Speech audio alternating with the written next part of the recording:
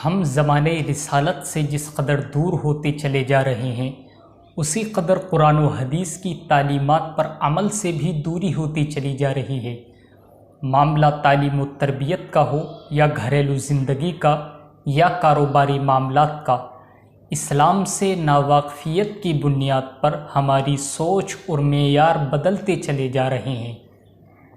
कल तक जिन्हें मुआशरे में इज़्ज़तदार और शरीफ समझा जाता था और जिन्हें मुख्तलिफ़ मामलात में दूसरों पर तरजीह दी जाती थी, आज उन्हीं को तरक्की की राह में रुकावट और पुरानी सोच का मालिक कहा जाता है। जबकि गुज़िश्ता वक्तों में जिसे बदकिरदार और बददयानत समझा जाता था, जिसे रज़ील समझा जाता था, जिसे उसके गलत कामों की वजह से मुआशरे के सुधार का दुश्मन समझा जाता था, आज उसी को शराफत और इज़्ज़त का ताज पहनाया जाता है, उसी को फ़ोक़ियत दी जाती है, उसी को तरजीह दी जाती है। और सिर्फ़ इसी पर बस नहीं, बल्कि ऐसों को उन मुबारक अफराद पर भी तरजीह दी जाती है जो कुरान व हदीस पढ़ने पढ़ाने वाले और दीन इस्लाम के सच्चे दाई होते हैं। ये बेबुनियाद मेयार इज़्ज़त समाज में तबाही का सबब बन रहा है।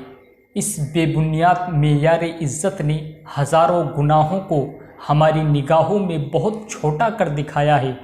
आज मुआशरे की हकीकी तस्वीर ये है कि जुआ, शराब नोशी, बदकिरदारी और एक दो बड़े गुनाहों के अलावा कम ही किसी गुनाह को गुनाह समझा जाता है।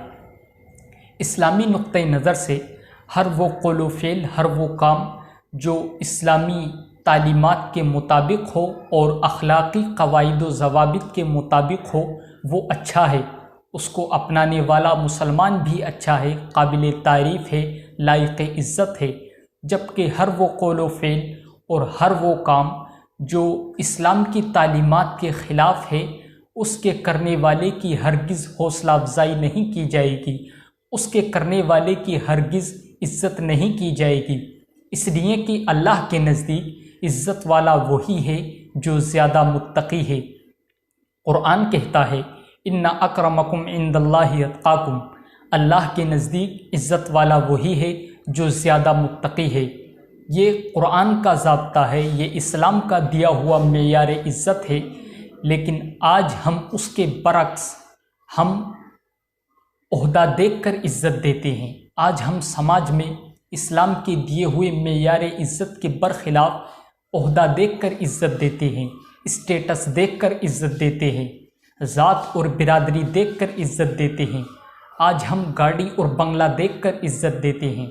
यहाँ तक कि आज हम मुआशरे में एक ज़ालिम व जाबिर शख्स को इज़्ज़त देते हैं, एक शराबी को इज़्ज़त देते हैं, एक सूदखोर को इज़्ज़त देते हैं, एक नाचने गाने वाले को इज़्ज़त देते हैं, एक लुच्चे और लफंगे को इज़्ज़त देते हैं। यानी आज हम एक नमाजी के मुकाबले गैर नमाजी को इज़्ज़त देते हैं, एक शरीयत के पाबंद इंसान के मुकाबले उस शख्स को इज़्ज़त देते हैं जो सरेआम शरीयत के कवानीन की धज्जियाँ उड़ाता है। आज हम एक नेकोकार के मुकाबले बदकार को इज़्ज़त देते हैं। एक मुसलमान होने की हैसियत से ये फ़ैसला करना कोई मुश्किल नहीं कि इस तरह के बेढंगे मेयार इज़्ज़त से मुआशरती अखलाक़ियात का किस कदर नुकसान हो रहा है और आने वाली नस्लों की तरबियत का निज़ाम कितना बिगड़ रहा है। जब आप मुआशरे में एक शरीफ इंसान के मुकाबले रज़ील को इज़्ज़त देंगे, एक नमाजी के मुकाबले गैर नमाजी को इज़्ज़त देंगे, एक चोर और डकैत को इज़्ज़त देंगे, एक नाचने गाने वाले को इज़्ज़त देंगे, एक लुच्चे और लफंगे को इज़्ज़त देंगे, तो फिर नई जनरेशन के दिमाग में ये बात आती है, नई नस्ल के जहन में ये आता है कि मुआशरे में चोर और डकैत को इज़्ज़त दी जाती है, लिहाजा मैं भी वही करूँगा।